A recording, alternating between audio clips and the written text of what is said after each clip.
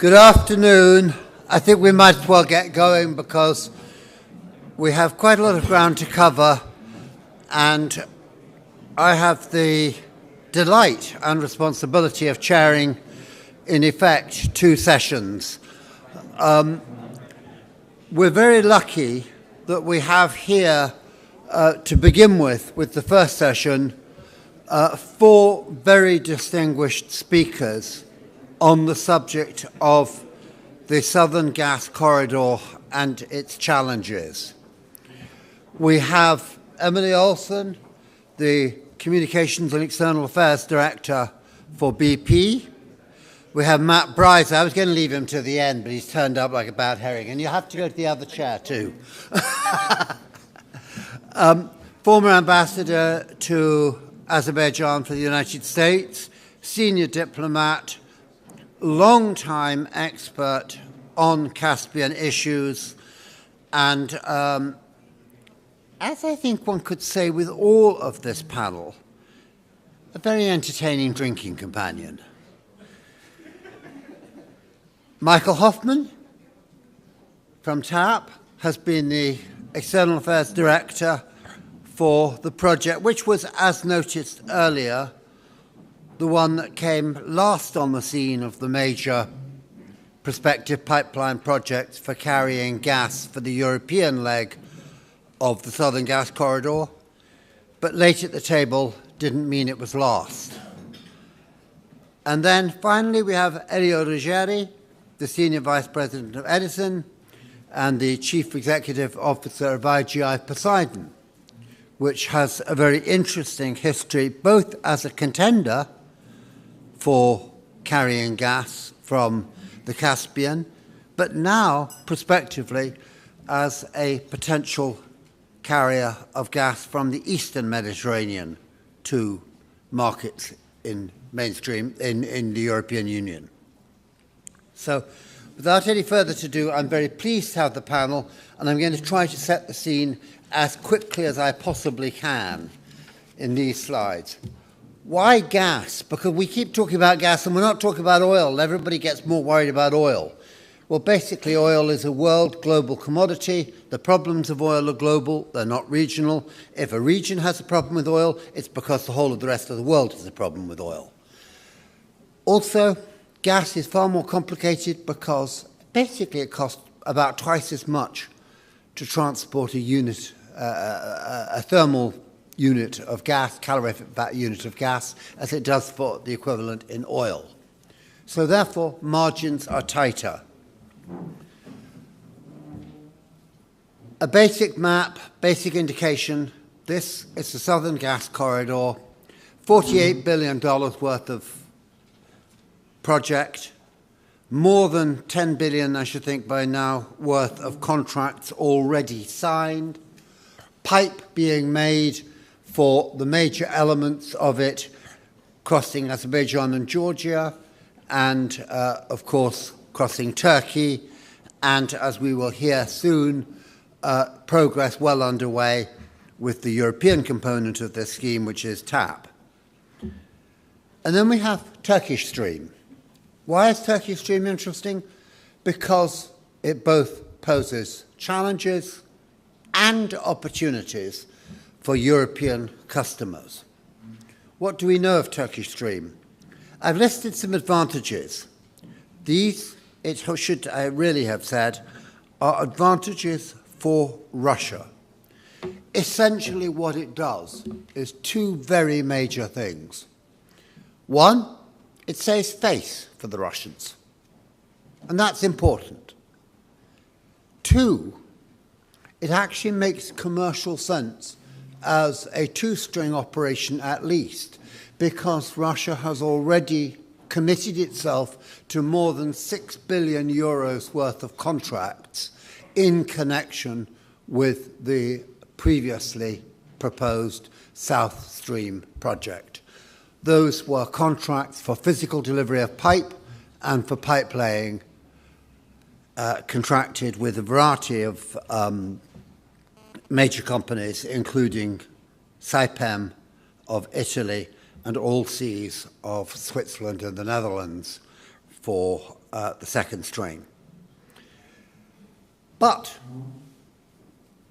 there are some important things to be noted.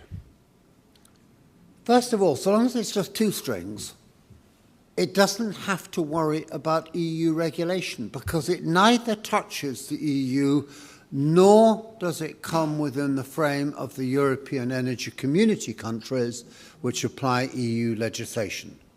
Whereas the original South Stream project, whether or not it would have gone to Baumgarten in Austria or to Tarvisio in Italy, would have had to be subject to EU regulation.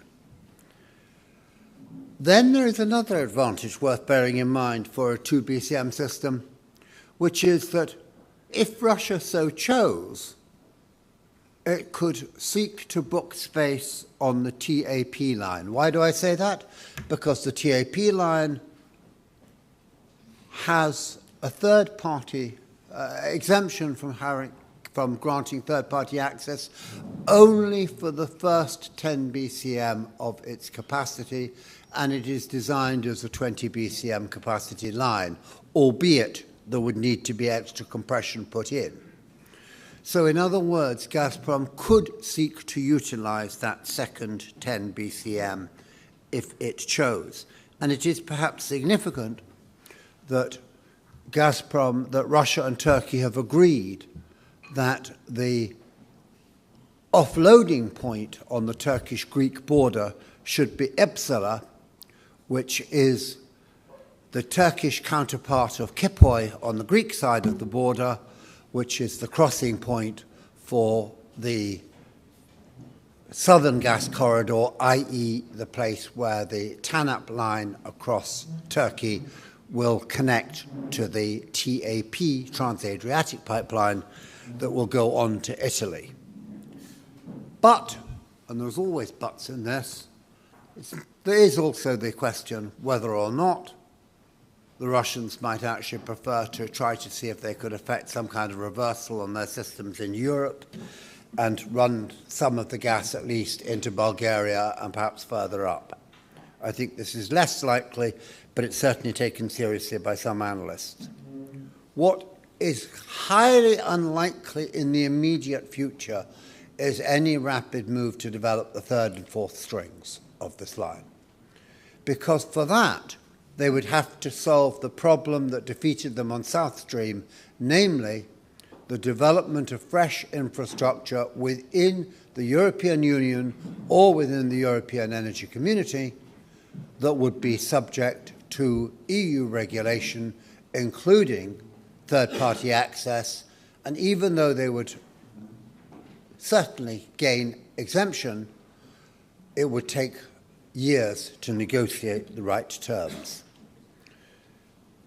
What do we have coming up by way of opportunities? The Slovak company EU Stream would like to see a system called E-String that would connect with gas coming up from the southern corridor by way of Greece and or Turkey into Bulgaria and then across, and either utilizing a sliver of line through Ukraine or building a new bypass through Hungary connecting to Slovakia. They are, of course, concerned about trying to find an alternative route for Russian gas to reach them without necessarily going through Ukraine. Note I use the word Russian gas, but bear in mind any such pipeline, were it ever to be constructed, would have to be under EU regulations. So where do we stand? And this is my last slide. This is what it looked like in 2012 when people were thinking that there would be a southern gas corridor and maybe there would be a choice between ITGI, the Poseidon project coming up, TAP, the project going to San Foca in Italy, and the Nabucco West concept that would go to Baumgarten. Well, Nabucco West fell by the wayside, ITGI fell by the wayside, and TAP got chosen. Except that Eddie Ruggiero is here today to show that Poseidon is not quite as dead as we thought it was. The Slovaks, E-String, looks remarkably like Nabucco West. And go back to BP itself. What were they considering or contemplating or toying with the idea? Was it possible that Azerbaijan alone might just simply focus on the Southeast European market, develop what was called the Southeast Europe pipeline concept? It's not so much that Southeast Europe is particularly a destination in itself, but it's a very strong candidate for all of the European Union's projects of common interest that seek to ensure diversification. And that's the key point. Small-scale interconnectors that ensure an end to isolation. Because the bottom line in Europe is diversification. So I'm going to end with one single figure, and then I'm going to explain it. And that figure is a dollar figure, nice and precise, $283.17.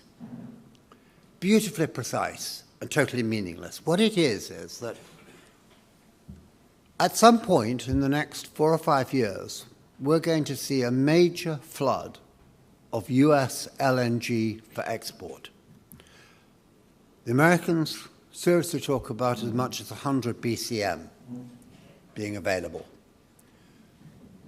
And it's seriously considered by analysts that that is competitive on the European market at less than $10 per 1,000 cubic feet. That equates to 9.804 per million BTUs, or to $283.17 per 1,000 cubic meters.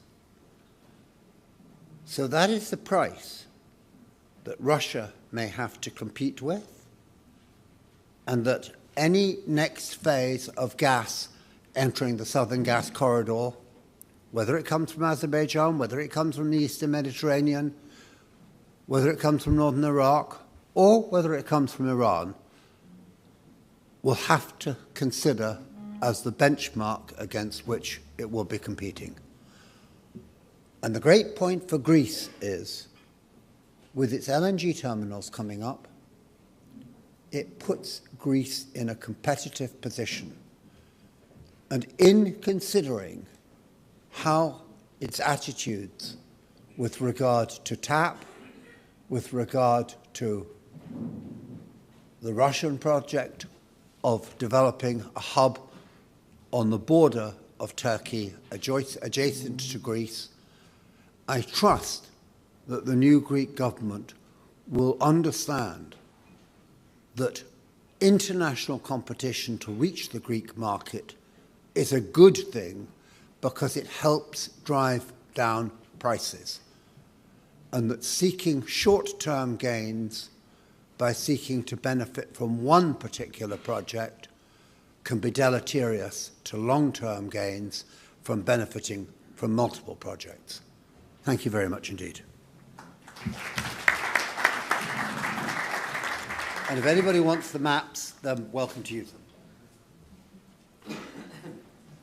The first speaker, forgive me, I'm not going to get the microphone for this. The first speaker we've got now is Matt Riser. If you want to speak before the show.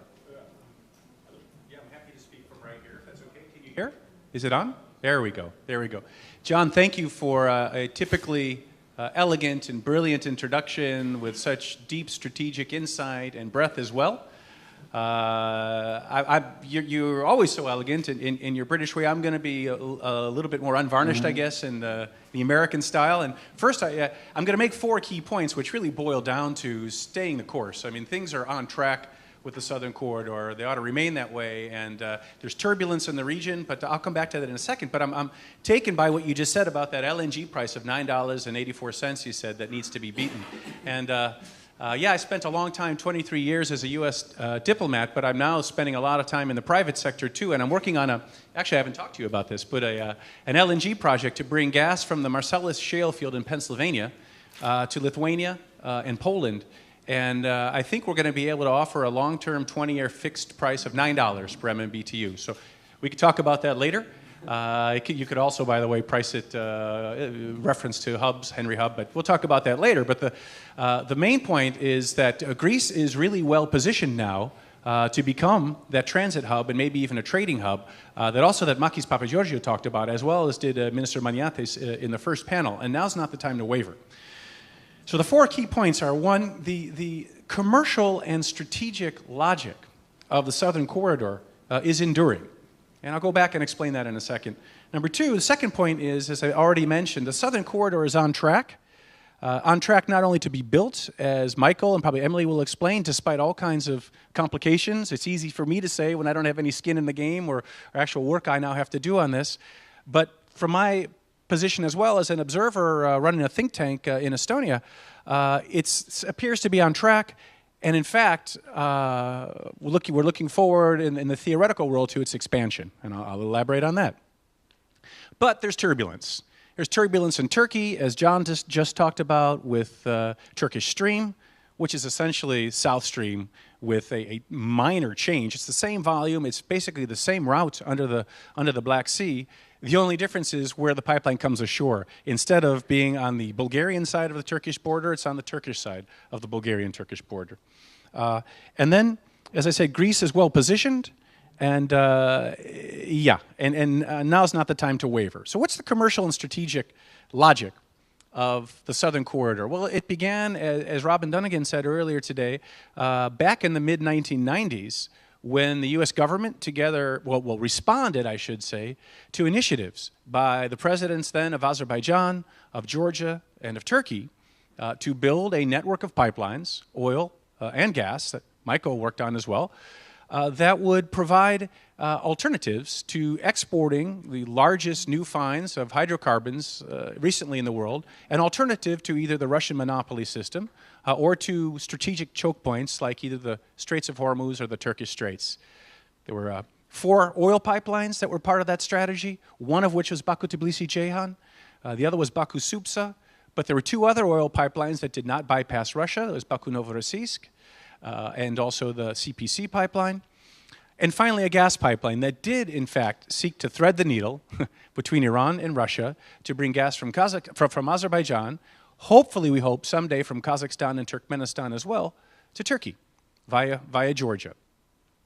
The Southern Corridor is obviously the second iteration of that approach. Now, why did it make sense back in the Clinton administration? As I said, it didn't seem to make sense to the U.S. administration back then for this new supply of oil to be concentrated for export either through an area where there already was 2/3 of the world's proven reserves, the Gulf, the Persian Gulf or Arabian Gulf, or through existing monopolistic pipeline systems.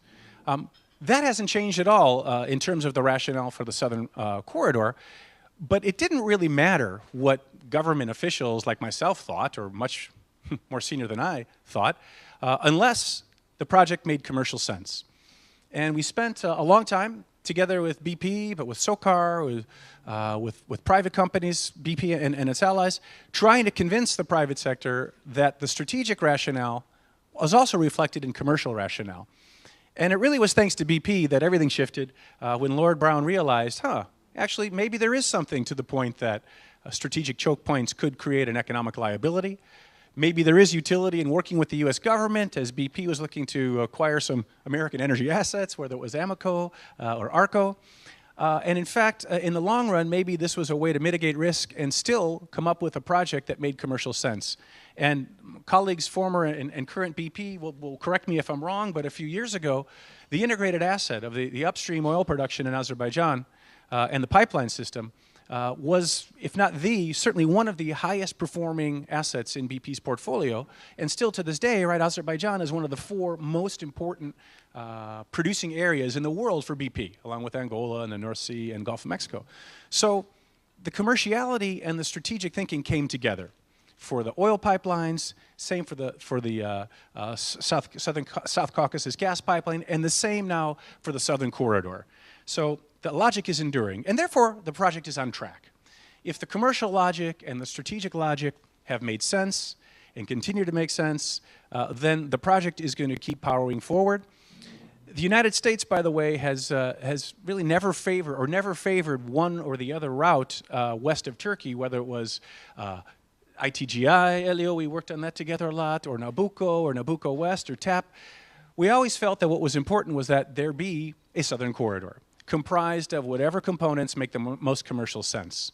It wasn't Nabucco because Nabucco didn't make commercial sense. It was sized too large for the volume of gas that was available, and for a number of reasons, TAP won out over ITGI. I was wrong when I was here last time, 2 years ago.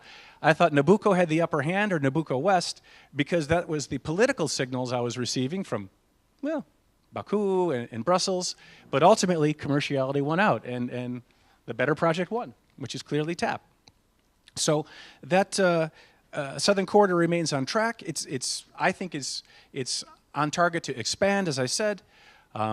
Eventually, hopefully in the short term, some gas from northern Iraq will be integrated into the system. I hope also from Turkmenistan. For years, many of us in this room struggled to try to support a Trans-Caspian natural gas pipeline, and perhaps that project's time is finally on the nearer term horizon. There's been quite a bit of discussion now between Petronas, which owns an asset, a field in far western Turkmenistani waters. So conversations between Petronas and Azerbaijani partners and other commercial partners. I think people finally are serious about the possibility of Turkmenistani gas moving westward now that the Southern Corridor is becoming a reality. Right? It's precisely because Turkmenistani leaders can see there's a light at the end of the tunnel, and that if the Turkmenistani government takes on a significant political risk of angering Russia by not sending its gas northward but sending it westward, I think the Turkmenistani government now sees, well, wait, the amount of time where we'd be vulnerable to some sort of economic retaliation from the north is limited because the Southern Corridor will be operating soon, so we can be a little bit bolder.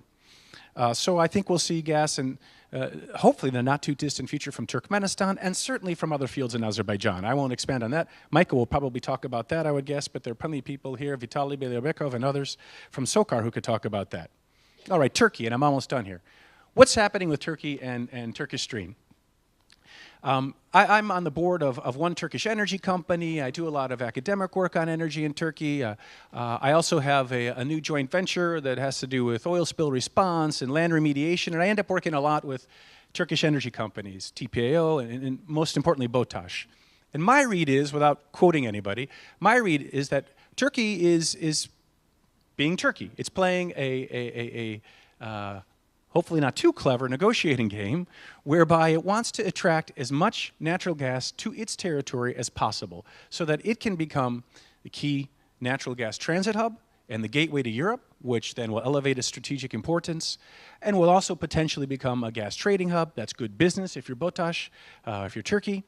And also, Turkey is looking for a way under the current government to send a signal. This is a secondary impulse, I think, but a signal to the European Union, to the United States, that maybe it has some options. At the same time, to me, there's absolutely no chance politically that Turkey could ever forsake Azerbaijan. Azerbaijan and Turkey consider themselves, as the cliche goes, one nation and two states. And in the past, when Turkey, at the encouragement of some people in this chair, was diverting a bit from its policy of not normalizing relations with Armenia until there was a breakthrough in Nagorno-Karabakh, Turkey moved forward on that, and Azerbaijan made sure that was politically untenable in Turkey. So I don't think that basic dynamic in Turkey has changed much. Turkey will not forsake Azerbaijan. So Turkey also doesn't want to put too many eggs in Russia's negotiating basket either. Turkey's most expensive gas is from, well, besides from Iran, is from Russia. One reason why Turkey wants to attract so much gas to its territory is to increase its negotiating leverage over Gazprom. So Turkey is not stupid. It doesn't want to kill the Southern Corridor, hurt Azerbaijan, hurt its possibility to evolve as a strategic trading and transport hub, and minimize its own leverage vis-a-vis Gazprom. The one issue out there that is worrisome is the proposal of President Putin to put a natural gas trading hub, as he calls it, on the Turkey-Greek border, right where John was talking about. Were that to happen, of course, Russia would have maneuvered itself brilliantly right into the position of essentially blocking the southern corridor in terms of being strategically as important as it could have been, because then Russia could be in control of the flow of gas into Europe. But I think the chances of either the European Union or the Turkish government allowing that to happen are minuscule, if not completely zero. Again, neither European Union authorities nor Turkish officials are strategically stupid. They understand the value. The Turks understand the value of attracting so much gas to its territory, to their territory. But as I said before, don't want to undercut all of those benefits that I just described. Finally, as I said many times already, as I wrap up, Greece finds itself in a similarly positive position now, thanks to these policies of the last few years that Makis Papageorgiou rightfully pointed to. Greece is positioned to become an important transit hub, or even a trading hub, thanks to expansion of its LNG import capacity, thanks to these new pipelines like TAP, and the rest of the southern corridor. And I was happy to hear the energy minister this morning say that Greece, the Greek government, supports TAP. Fantastic. I also heard some dissonance, though, that said that perhaps there's a need for something like multi-directionality, and there's a need to make sure that the great outside powers are unable to manipulate the smaller powers on energy, and that energy be used as a means to spread prosperity equally and democracy. And great, nobody can argue with that, so my last comment would be, if those really are your goals, then the worst thing you could do would be to move backward from the progress Greece has made together with its other partners in developing the southern corridor, and reestablish the monopoly power of a single supplier who, as we recall, were so, how to put it, in favor of democratization and sharing prosperity that Greece paid more for natural gas than almost any country in the European Union. Thank you very much.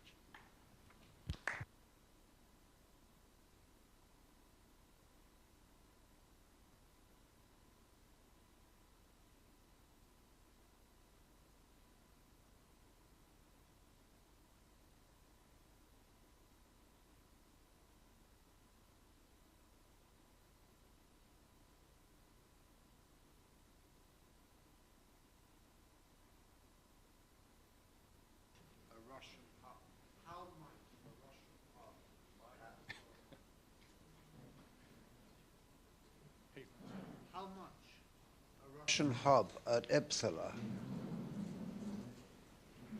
directly impact on future development of Caspian or Middle Eastern gas reaching Europe? Because I presume that all the existing contracts are valid regardless of whatever the Russians do. Yes, of course. Yeah, Vitaly. So the question is, how much would a natural gas trading hub on the Turkish-Greek border, presumably controlled somehow by Gazprom, influence or undercut investments, given that in the southern corridor, given that so many of the contracts have already been let and are legally valid, correct? Yeah? Yes. Yeah. Well, I would hope in the case of legally binding and existing contracts, yeah, right. The answer would be not at all. But my second point was about the expansion of the southern corridor. And so I think there would be a big impact on that. And the southern corridor at 16 BCM, 6 for Turkey and 10 for the European Union, matters. It matters enough to really get under President Putin's skin. But numerically, it's still very small. So the whole point of the southern corridor, right, is that it is a small road that's going to expand into a highway. And so that I think that the highway expansion would be threatened by that sort of a development. But there are much wiser people than I on that sitting next to me. Emily Olson, BP. Can you all hear me? Okay. Well, I think, Matt, I'll take another unvarnished American approach here. So I think both John and Matt have covered quite a bit of the southern corridor in kind of the big picture. I wanted to take an opportunity today to really talk more about the progress that we've made, and that this is actually a very real opportunity that is underway, and it is critically important to both supply, security of supply in Europe, and diversification. I mean, we continuously talk about the importance and the need to further diversify European supply, and the southern corridor is the example. It is the here and now. And again, I speak as BP, as the operator of the Shah Deniz field, SCPX, but in partnership with SOCAR, as well as we are the two companies across the whole of the value chain. So briefly, just let's look at where we are, because I really want to stress and demonstrate that this project is very real, and we are under construction. We are moving forward. If we look at the Shah Deniz field, remember this is a 40 TCF field. That's about the size of Manhattan. We're not talking small amounts, and the Caspian is very resource rich, and we do have lots of gas in Europe. You have Norway, you have Algeria, you have Egypt, but we need to look at these untapped resources, and I think the Caspian continues to be a critical source of energy moving into Europe. If we start in the Caspian, for BP, right now we've drilled 7 wells out of 26 of our big wells, and that is enough wells to deliver our gas promises into Turkey for 2018. So that progress is there. We continue to make efforts on the offshore piece of this project. The terminal in Baku, Sangashel, one of the largest onshore terminals, is currently doing its activity to expand. Pre-work is being done. We are making the strides we need to keep to the schedule of delivery for 2020, which is the first gas into Europe. We have pipe in Azerbaijan and in Georgia. Construction is underway on the compressor stations in Georgia. You very much see the activity when you are on the ground in both Azerbaijan and Georgia, the SEPX expansion.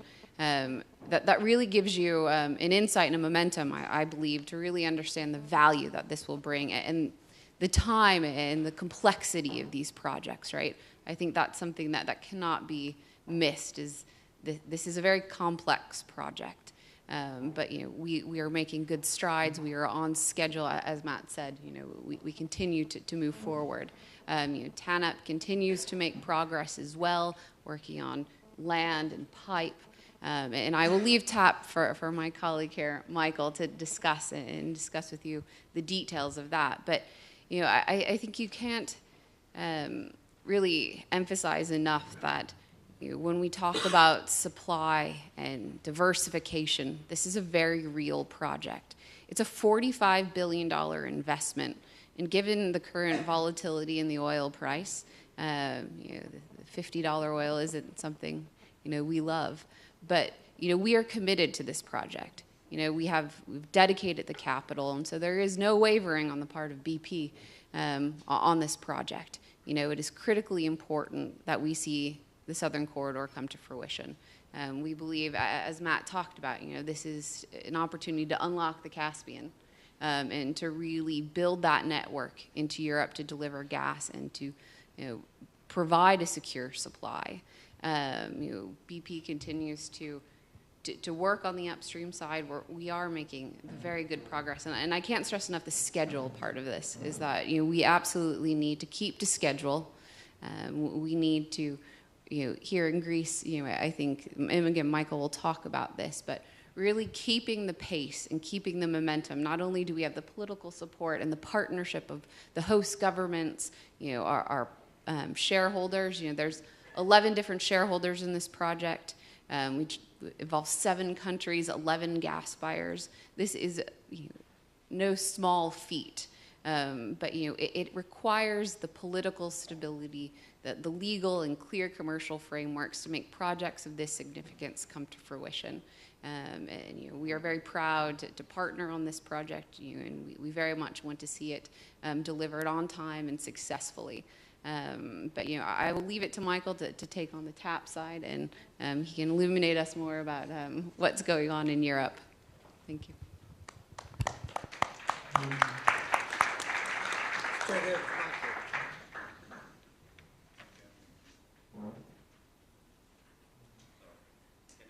Can everybody? A bit too loud. Okay. It's going to get a bit dull because I'm going to use the same words. The project is on track. Thank you, Matt. But we are moving into a new phase now. We're very much moving into the execution phase. In TAP, you will have seen now a few changes. We have a new managing director, Ian Bradshaw, who has implemented in the region of sort of over $60 billion worth of projects globally. He's been there, he's done that, so we take great leadership from him and great confidence in that this project will be delivered on time and on schedule. Just in case you're wondering when that will be, we anticipate gas arriving at the Greek-Turkish border at the beginning of 2020, so that's our focus now. So in terms of schedule, what we'll be doing is that we'll start our activities in Albania, where we'll issue some of the first tenders, in fact, to build and renovate existing roads and bridges there. So 110 kilometers worth of roads and 52 bridges. That'll start this summer, and then construction proper will then begin across all 3 countries in the beginning of 2016. So we have a 3-year construction period, and then we'll test it in sort of end of 2019 to be ready to receive that gas on the border of 2020. So there's a lot of activity going on at the moment with respect to procurement, with regard to land easement and access sort of issues on the environmental social impact assessment, on permits, etc. So I'll just touch very briefly on some of those in terms of where we are. But as I say, we're becoming an execution project now. So we've awarded, as I said, we'll be awarding the first contracts in Albania. We've done a lot of pre-qualification at work with a range of different projects. Just last week, we issued the offshore construction and pipeline supply. And we're also doing a huge amount of work with regard to local content and local suppliers. We've done a lot of events both in Albania and also here in Greece. Most recently in Greece in January, we had in Alexandroupolis and also in Thessaloniki approximately 350 local companies come and sort of try to understand how we are working, how the EPC contractors will want to work with Greek subcontractors. So we're fully committed behind that process. On the land easement and acquisition part of the project, that's a huge one, but we have the ambition to compensate everybody fairly, efficiently, and on time. We have approximately 25,300 land plots alone to negotiate. 16,000 of those are here in Greece, 9,000 in Albania, and 300 in Italy. But that's not the end of it. All in all, we have 55,000 landowners and users. So you can imagine that that is a project within a project that we're currently implementing, and all of those have to be agreed by the end of this year. So a lot of work. And the good news is that the first set of agreements were concluded in Greece and in Albania last month. So we're moving ahead on that. On the environmental and social impact assessments, we've conducted a very comprehensive set of studies. In Greece, we've used 25 local contractors, Greek contractors, to implement those studies, and we've had approvals in all 3 countries, the last of those in Greece and Italy in September last year. But just to re-emphasize our commitment to the local communities in this respect, and that we have already made 127 local routing adjustments here to take note of people's concerns. So we are there to listen. We want to make sure that the pipeline accommodates the needs of the local populations along the route that we're currently designing. And similarly with the permitting situation, we've had a very strong and good support and collaboration, as Emily has echoed, with respect to the host governments that we've passed through. And in fact, TAP has certainly welcomed the reassuring and constructive support by the Greek government. We met with Minister Lafasanis last Friday, and we certainly share the huge importance of working together and collaboratively to move the project forward.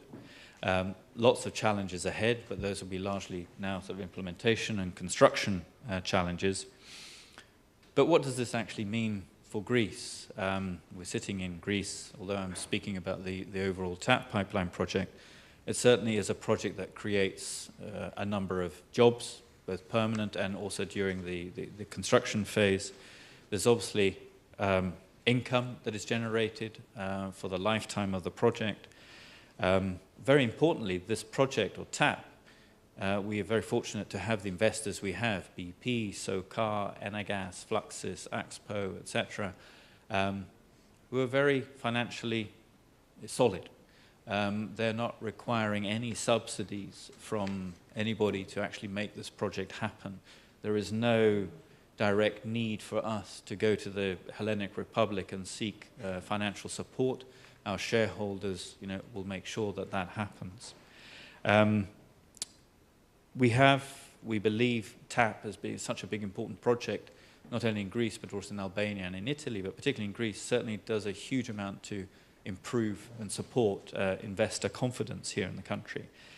And that it also meets many of the European policy objectives. Those have been touched upon already by Matt. But maybe just to give you a figure, you mentioned the rather insignificant volumes, the 10 billion cubic meters, which in the global scale of things in European gas demand is not particularly large. But if you look at the routing of TAP, this represents, the 1 billion cubic meters of gas sales here represent approximately a quarter of the gas market. In Bulgaria, it represents approximately 1/3. If one looks at Italy, it represents approximately sort of 12% of the gas supply situation there. So actually is quite significant in Greece, in Bulgaria, and in Italy. And obviously this is diversified gas. We have physical reverse flow capability. So in terms of security supply, it meets a very important objective. So it really puts Greece at the center of, one could say, that the geopolitical sort of energy map in Europe, but certainly within the region. Not only here, but we've already mentioned the IGB connection to Bulgaria. Then there's the Western Balkan route.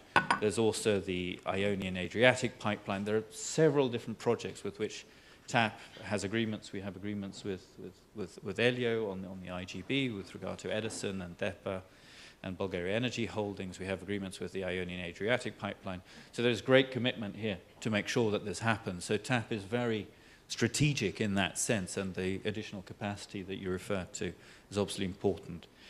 So in conclusion, and I will take a quote from BP, from Al Cook, who used to look after the Southern Gas Corridor.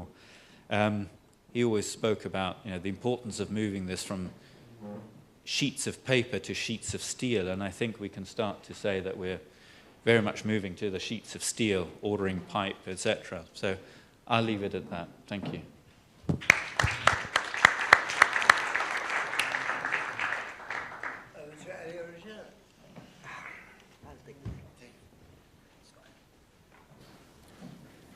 I apologize. I'll take the floor because being Italian, I need to use my hands.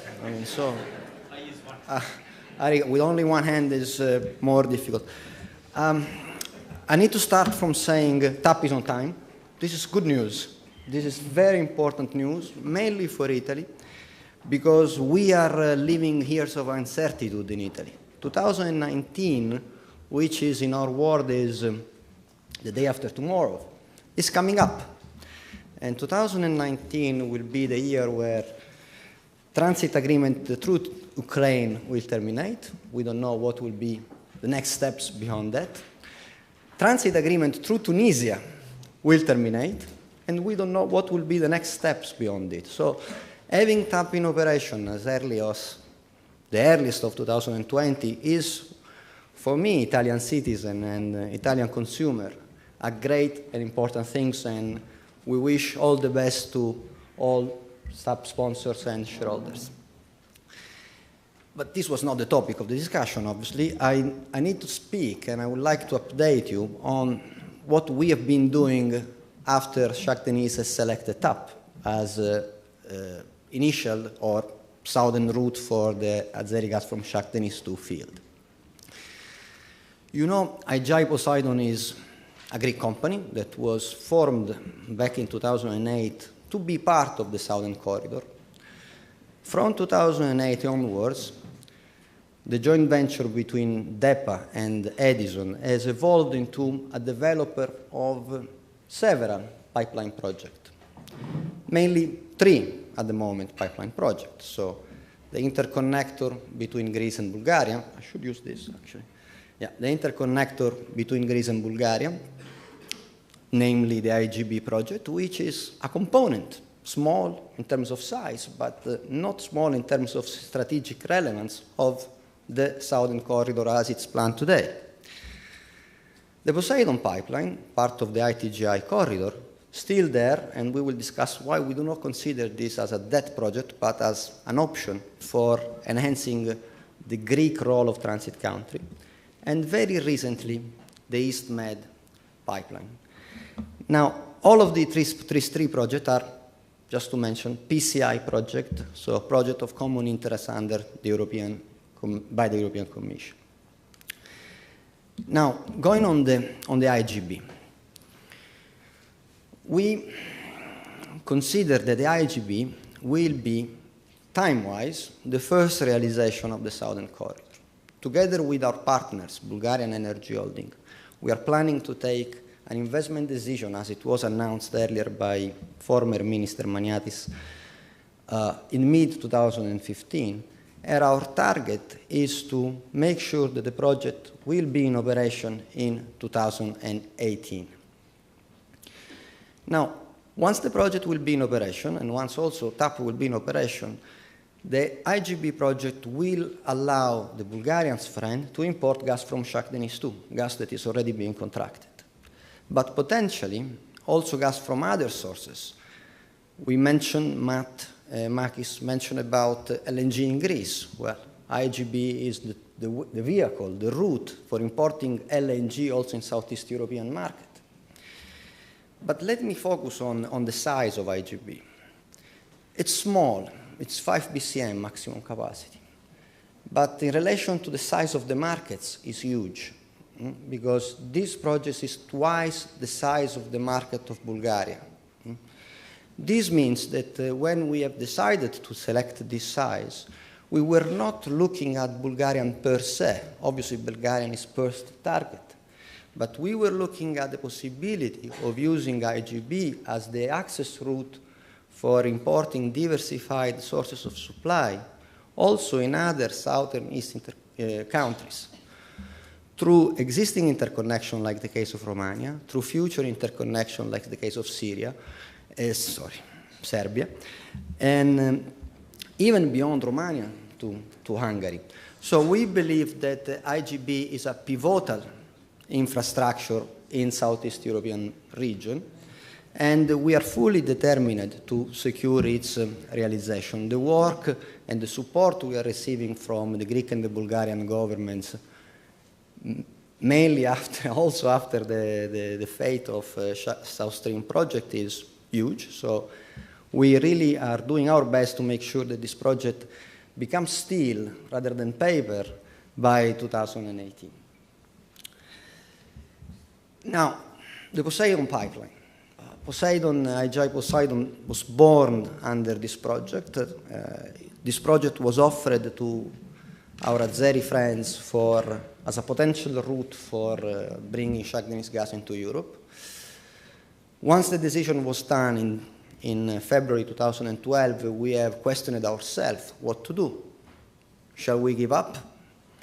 Or do we see any option for future development of this project? Well, we have done not to give up, because today we see the Poseidon pipeline as the final stretch of two possible complementary corridors that are not by any chance alternative to TAP, because TAP is, let's say, already still in our view. In our forecast, TAP is already there. Contracts are there for us. So this is only complementary to TAP. One is obviously the former ITGI corridor, so the connection between Turkey, Greece, and Italy. And the other one is the East Med corridor. Let me put aside East Med for a second. We will go to that the next slide. But let me focus on the ITGI project. Latest developments, I think, have proven that the original design of the Southern Corridor was proper. The Southern Corridor was always intended to be an highway, not only for 10 BCM, not for 20. I remember the European Commission speaking of a Southern Corridor of 60 BCM. Now, if we look at what was being discussed today here, we spoke about Turkmenistan, we spoke about Iraq, we spoke about north of Iraq, we spoke about Iran, we spoke about Turkish Stream. It seems that the amount of gas that will be available in Turkey for transit to Europe will go beyond the current scale, the current dimension of the TANAP plus TAP configuration. So let me say, without meaning that this is the additional capacity has to be provided by ITGI, it seems to us reasonable to expect that Greece will need to further expand its transit capacity if Greece wants to exploit to this full extent possible its transit potential and therefore its strategic relevance toward Europe and neighboring countries.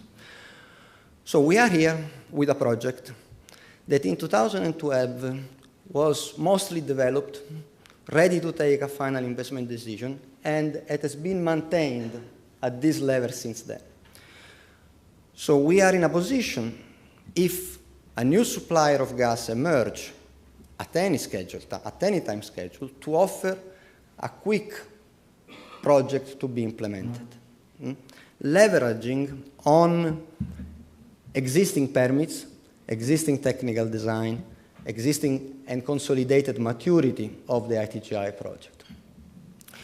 So we consider, far away from being dead, John, as the ITGI project as one option, one asset, one option that has the value that will be assigned to it by the new suppliers for increasing at once energy security in Europe. And I remember that energy security is diversification of sources and diversification of routes. Not necessarily the two together, but also a combination of the two will be a good step ahead. But at the same time, this is a project that can offer Greece the opportunity to increase its role into the European map. Let's say, Makis was saying TAP allows Greece to enter in the European energy map. Okay, we can make Greece more heavy or heavier in the European energy map. Finally, let me talk about EastMed. IGI Poseidon entered into this initiative recently. And let me say, we have done a very elementary consideration, basic logic, no great strategic geopolitical assessment behind this, okay? We have done three considerations. First one, the feasibility studies that were performed by an international engineering firm had proven that the project, despite its length, 1,700 kilometers, despite its maximum water depth, was within state-of-the-art technology for pipeline construction and laying. So it's technically viable. This is something we can cross-check because its offshore section is not longer than South Stream, as it was. It's not deeper than Galsi, the pipeline that was supposing to connect Algeria to Sardinia. So it's within state-of-the-art technology.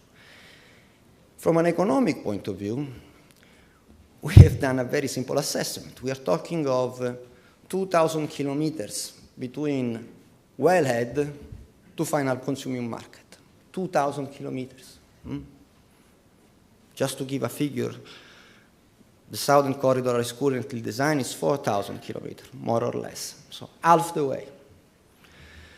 So even though we don't know exactly what will be the cost of this, will be $6, 7, 8, 9 billion dollars. We will know in the future, but it seems there is a rationale behind it. If a source 4,000 kilometers away is competitive into our market, a source that is 2,000 kilometers away, why shouldn't it be? The second consideration that we have made is over the past 15 years, all of us here have worked with one mission: diversify sources of supply to Europe. Now, we found that in our home countries, because Cyprus is obviously European Union, but Israel is almost, let's say, culturally, In our own countries, we have an immense resource of gas. We are confident that this will not be left, let's say, go elsewhere. I mean, the effort that has been put to secure that the Azeri resource that will be put on the Iraqi resource will be as well put on the East Med resource in order to secure that this will contribute to energy security in Europe. The third consideration, I apologize, I'm taking a little bit longer. The third consideration is we know producers, companies and producing state will assess several options. LNG, Egypt, Turkey, regional markets. Our effort here is to give them the possibility, while all this ball are running and no one knows what will be the end destination of the Levantine Basin resources, to put also our ball on the table and make sure that this is properly assessed. This is what we are doing. Nothing more, nothing less.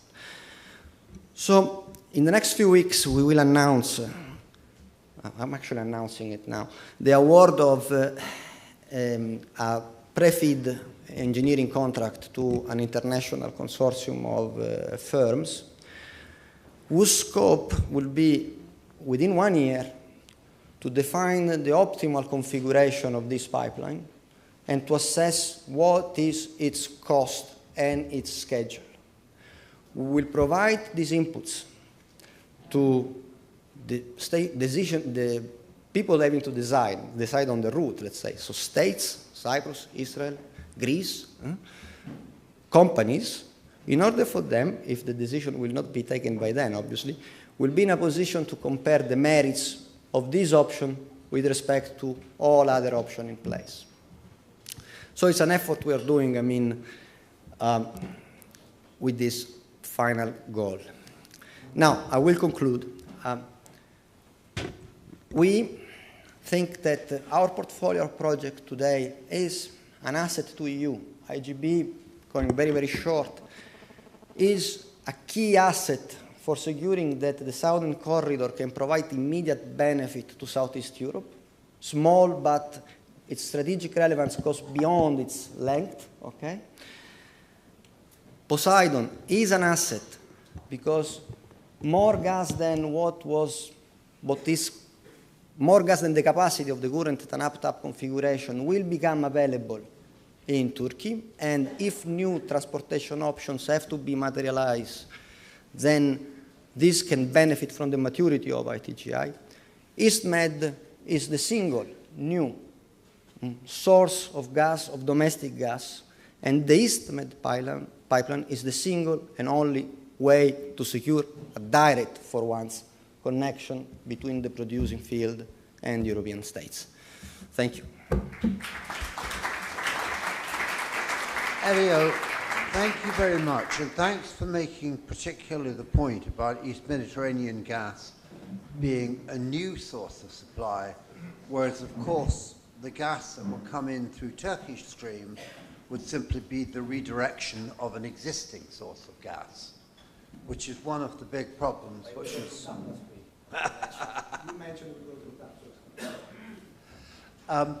Now we have time for questions. I propose that we take no more than 15 minutes at this stage because we do have another smaller panel, but we were very late starting, so we've got time. Dear Dr. Killis.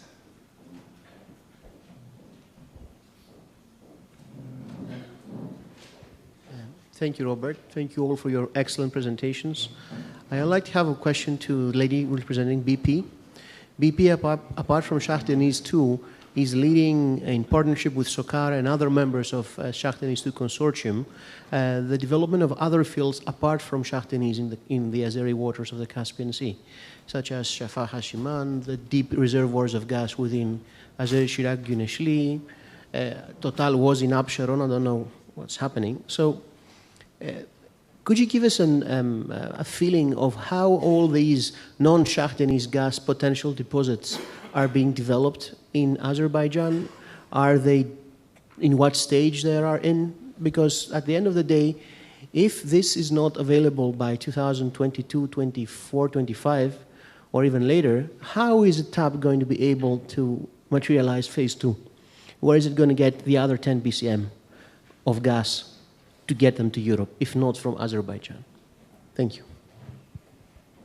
No, happy to answer that.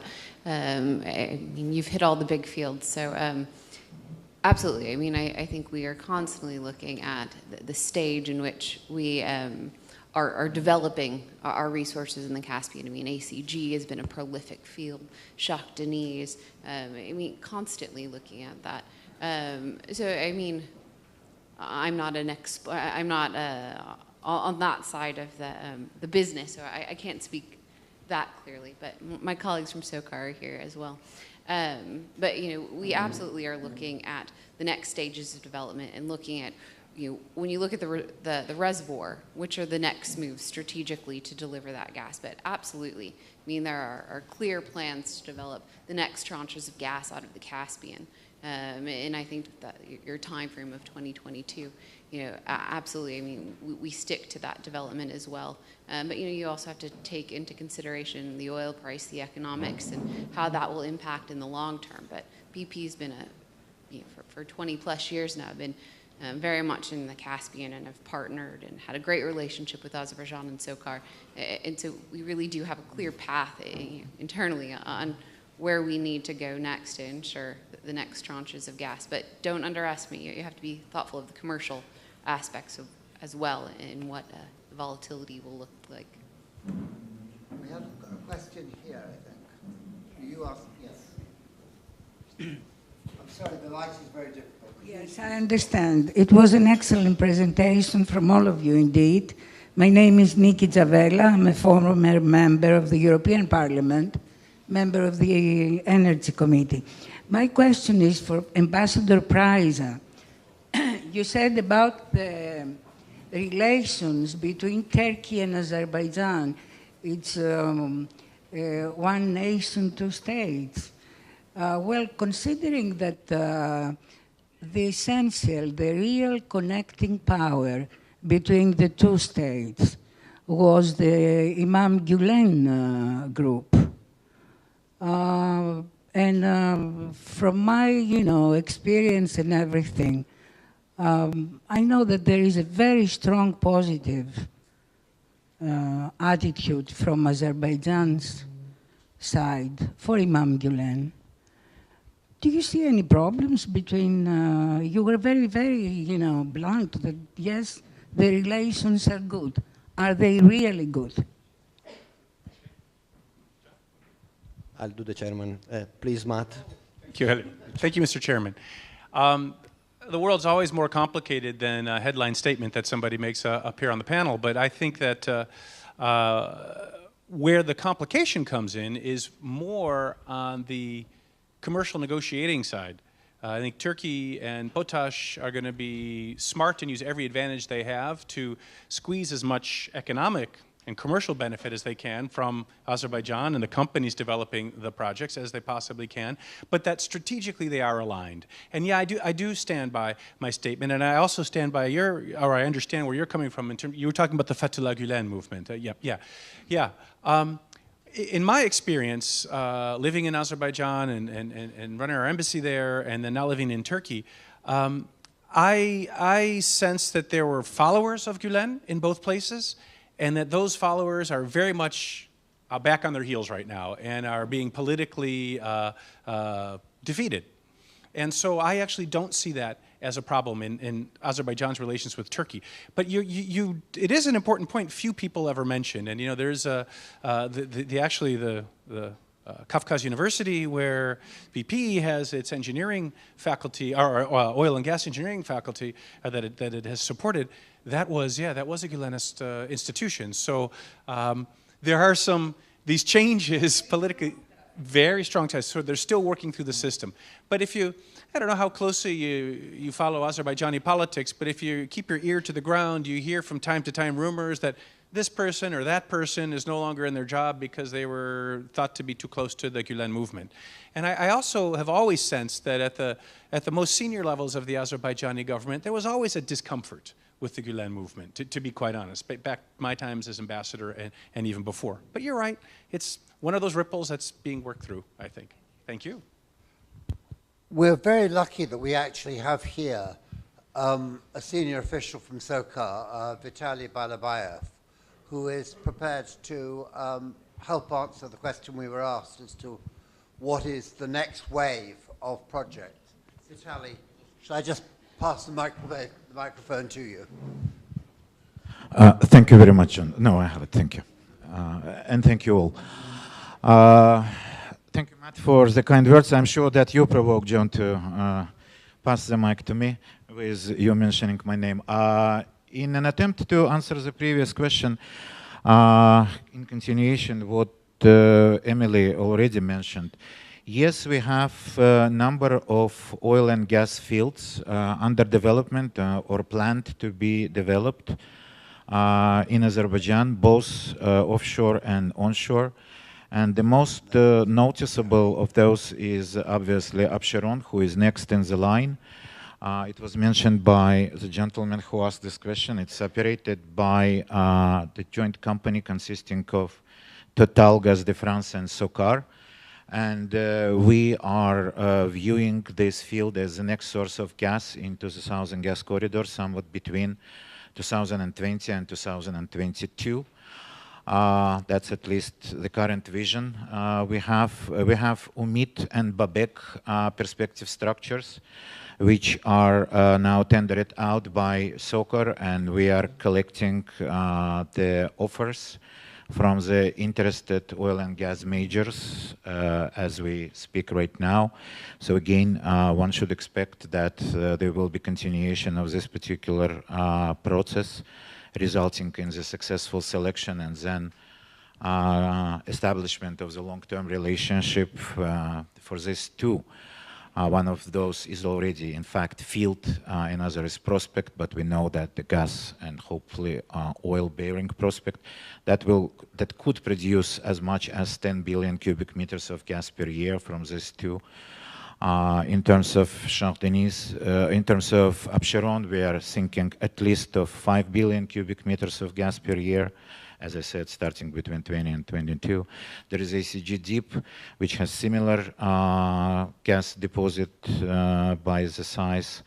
There is also Shafaga Siman, which was mentioned, which is between SOCAR and BP, which we are also planning to develop and put on stream later, later than 2022. So there is a number of fields which we are working upon, and though all of those just were, if you wish, waiting for one particular event to happen, and that event happened in 2013. That was establishment and official inauguration, if you wish, of the Southern Gas Corridor. Now, when the Southern Gas Corridor is already turning into reality, small road which we will be making into the highway, as Matt described it, the development of those fields, of course, will be much more expedient. And what is also important to mention that same as before, and this position never changed.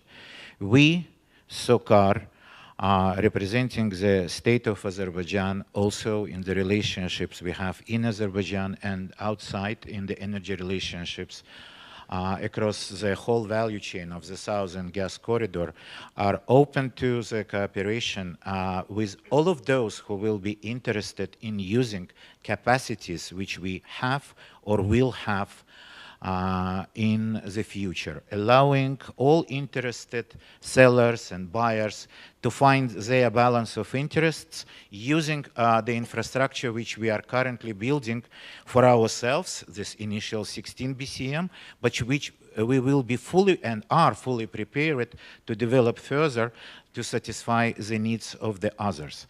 As Elio Ruggeri mentioned here, pipelines are important. It is important to offer, to suggest the route. It's important to suggest a solution to those who will be prepared to invest their huge investments and into the very complicated business of developing gas and oil for the benefit of the customers along the value chain. In our case, for the benefit of the customers in Georgia, Turkey, European Union. Thank you very much for this. Vitaly, thank you very much indeed. Much appreciated. I'm going to take two more questions. There was one over here, I thought. Yes. I'll take both the questions at once and then hand them to the panel. Thank you. My name is Michael Christidis, retired ambassador from the Hellenic Ministry of Foreign Affairs. I would have two questions to Mr. Hoffman. We all thought that one of the advantages of TAP was also that it would be able to fill in, at least to a certain extent, the gap of Nabucco West.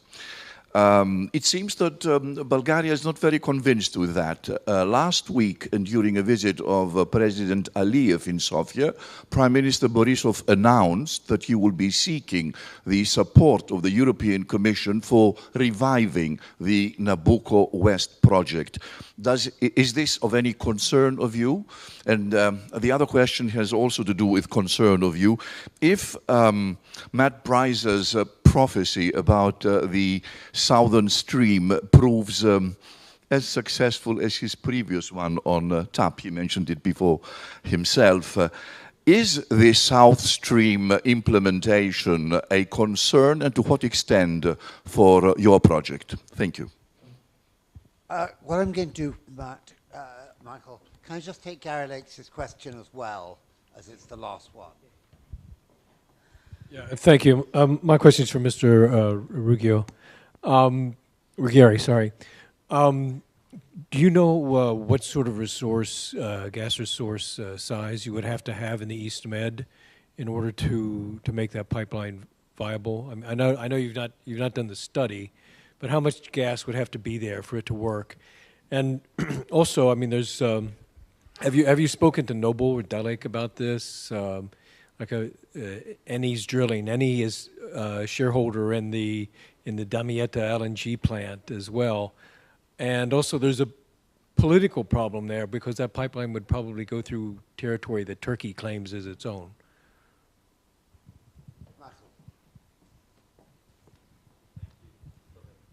Hello, thank you for the question. The very simple answer to that question for both Nabucco and South Stream is the fact that Emily already mentioned it. Gas contracts are in place. They're in place for 25 years. Gas transportation agreements, gas sales agreements are there. So no concern at all. I think it's also important to remember, and I think I tried to sort of demonstrate this, that TAP is very keen to support and facilitate the integration and further development and shipment of gas throughout. But we're just a conveyor belt. You know, other conveyor belts have to sort of connect to us to make sure that that happens. So is there any concern with any of that? Really, none at all. You know, TAP is secure. We have our gas. You know, as long as more gas comes on stream. I think it was you that mentioned the point that there may be other projects that evolve. It may not be the full Nabucco, but it may be interlinkages. Remember, BP had come up with an idea called the Southeastern European Pipeline Project, where one looks at facilitating the development and upgrading of smaller interconnectors between each of these different sections. That could equally fulfill the purpose. You know, Elia mentioned it, IGB. From IGB, you can get into Serbia, you can get into Romania, you can get to many other countries. So that's how we would see the kind of the progression of the pipeline system. Thank you.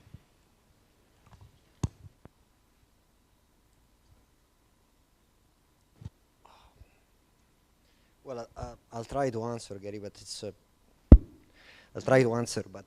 quite a complex question, obviously. I mean, on the amount of resources that will be required to be dedicated to this project, I mean, it's simple math. I mean, not less than 8 BCM per year, not less than 20 years. So, simple math. On the issue of having spoken with producers, obviously we have, but as you might have sensed in the press, I mean, there is, as of today, and I tell this very honestly and sincerely, a lot of skepticism about the feasibility of this offshore route. From the perspective of the producers, obviously there are less expensive options to export their gas. Sending the gas to Egypt and using the idle capacity of the LNG liquefaction plant, economically wise seems very wise. Sorry for the joke, but let me say, on a time matter, how long can it last? I mean, BP is doing a lot of E&P activities in Egypt. BG the same. I mean, recovery of Egyptian gas production may be quicker than expected. So let me say, I see this issue from this point of view. There is a component of decision, the decision must be commercial, because this is a commercial investment, but cannot retain from being also geopolitical, because the direction these resources will take will have an impact on the overall setup of the region and of implication on Europe. So our effort is to make sure that the option that we feel today is a valuable, valid option is properly assessed. So we want to put this option on the table together with all the other options in order for decision makers, whether those are companies, whether those are states or sovereign national institutions, to have a complete set of information before taking a final decision on which export route to take. And obviously we will we will hope that this option materialize, because this, we think, is an option that is in the full interest of the European Union as a first, and fully consistent with the policy the European Union has pursued over the last 15 years. Again, as I said earlier, I will found silly that we are still fighting to secure diversification, and the moment in which we find something just next door, we say, okay, but this, we let it go. Okay, this is our point of view on the matter. I'd like to thank my panel. I'll just make one quick brief comment in trying to answer part of Gary's question concerning maritime boundaries. Very, very simply, there is no cast iron case for either Greece or Turkey with regard to where their maritime boundaries might lie in the waters, shall we say, south of Turkey, because you have to have an agreement, first of all, on what your baselines are, and there is no international agreement that defines absolutely, to the satisfaction of both parties, what constitutes a reasonable point for a baseline point. It is always a matter of argument and debate. So we're not just talking about one clear suggestion that might be put forward by Turkey and another clear suggestion that might be put forward by Greece. We're talking about shades of where the lines might be, even if they were to both to be bound, for instance, by the UN law of the sea. It's a very grey area, and I think the only thing one can really say is, why has there been no settlement of the much older 40, 50-year-old dispute of waters in the Aegean? And the answer is because both sides considered it too difficult to address and preferred to shelve it. And I suspect that that's what's going to happen here, which then raises the question, do you need to have a solution to lay a pipeline through a prospective EEZ? No, you don't. But you do have to coordinate on the environmental aspects. So my bottom line answer on that is it's a political solution that is required, in the sense that were there to be such a line, you would have to at least consult with Turkey on environmental routing, although that could be done via third parties. But you couldn't ignore Turkish interests in that regard, even if the waters themselves were in dispute. But I suspect we are talking about practicalities and modalities rather than outright confrontations over where international boundaries would lie. With that, can I thank our panel very, very much. I don't know if any of you want to have any last words. No. Then Okay, yes, we have one final question coming up. Well, it's actually a follow-up question to the last one. Commission official Brendan Devlin, I believe, he works for DG Energy, stated recently that Gazprom can use the TAP pipeline to move gas, of course, if it manages to build the Turkish stream, and in that way bring gas to Europe via Greece. What is your position? Is that a matter which is the shipper? I mean, does it matter if it is Azeri gas, Russian gas, Libyan gas? Thank you. Could you identify yourself, please? I work for the daily Greek newspaper called Tanea. I'm a journalist. Fine. Thank you. The simple answer to that from a TAP perspective is that TAP, will comply with EU regulations and sanctions policy. Simple. Just to let you know, I've talked to EU officials about this. Their point is a very simple one, which is if a request is made to book space, and if that request is in a pipeline for which there is open access, they have no objection to it. It is not necessarily the same as saying that they encourage it.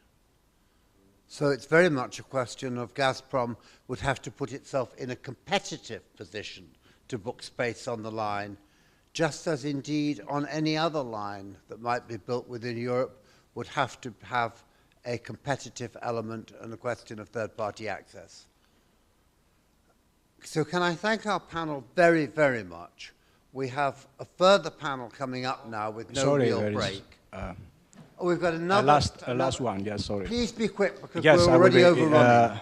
It's not a question, it's mostly an intervention. Could you introduce yourself? Yes, my name is Theodore Kitsakos. I'm representing the Energy Committee of Syriza Party. And since we have heard a lot about the perspectives and what the new government has to do or not to do, of course, I'm not representing the government itself, but what I would like just to point out is that we are listening now a lot of scenarios actually around what Greece is asked to do. If I make, for instance, the addition of the billions of cubic meters, coming out of all these scenarios, maybe we reach some 60 billion cubic meters that eventually somebody would like Greece to host. Now, what I would like to say is that we have to be quite pragmatist and realist and keep our feet on earth. Today in Greece doesn't exist nothing at all. There are just plans, MOUs, and so ever. So we have to go step by step. TAP, for instance, is something that is eventually actually is under full consideration, and I hope that it will end positively.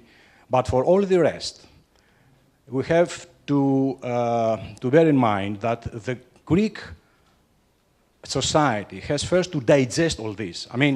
For scrap to become, let's say, a huge hub, for energy, for European Union, and differentiate sources and routes, etc., is, of course, a high ambition. There are a lot of synergies. There is a lot to discuss about this, but we have to be quite realists.